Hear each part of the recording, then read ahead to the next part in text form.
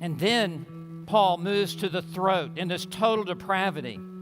He says their throat is an open grave. In other words, what is down in the heart comes up through the throat and will eventually come out of the mouth and be spoken by the lips. But what's down in the well comes up in the bucket. And what is down in the heart comes up through the throat, and it says their throat is an open grave. This is awful. Graves are to be closed because when the corpse is put into the grave, the decaying process begins, and with the decaying process, there soon comes the stench and the odor that comes from the decay, and then soon it begins to rot and it begins to reek, and there are worms that then produce maggots, and it's a detestable sight. And so their throat is an open grave, and every time their mouth opens, there is this stench of death that comes out of their mouth. He says, as we continue to look at this, he says, with their tongues, they keep deceiving. The deception here is that they lie. They pervert the truth. And then he says, with the lips, at the end of verse 13, the poison of asp, which is a snake or a viper. The poison here referring to the venom that would be injected into the prey. The poison of asp is under their lips, and every time they open their mouth, they're like a snake that injects its fangs into the victim and then releases the venom and the poison that is deadly, that brings extraordinary harm to everyone else.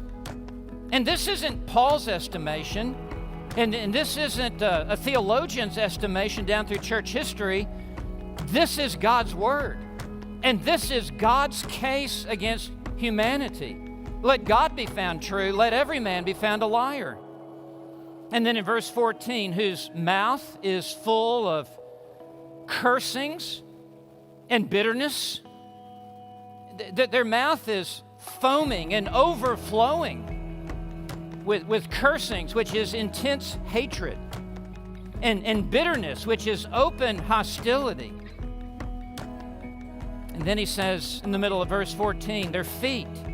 And so he has started with the head, and he has worked all the way down now to the feet, and he's covered the totality of a human soul with the metaphors of body parts.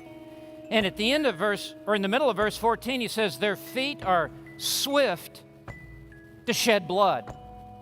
They are anxious and ready to elevate themselves, to push others down, to unleash their ego upon others, and to shed blood is the ultimate harm that could be done to them.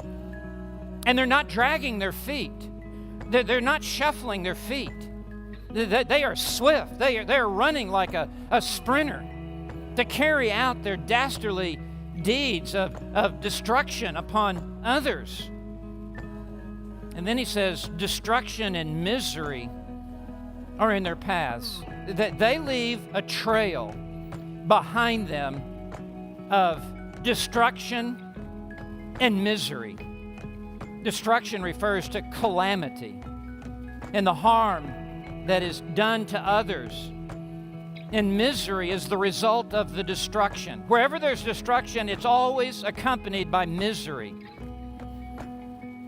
And it's in their paths where their feet have taken them as they have run swiftly.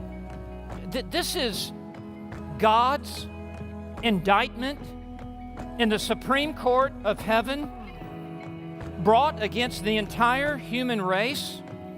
This is God's estimate of every person. And then in verse 17, and the path of peace they have not known.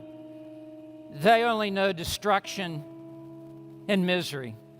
They've never had 1 ounce of peace, 1 ounce of rest or calmness.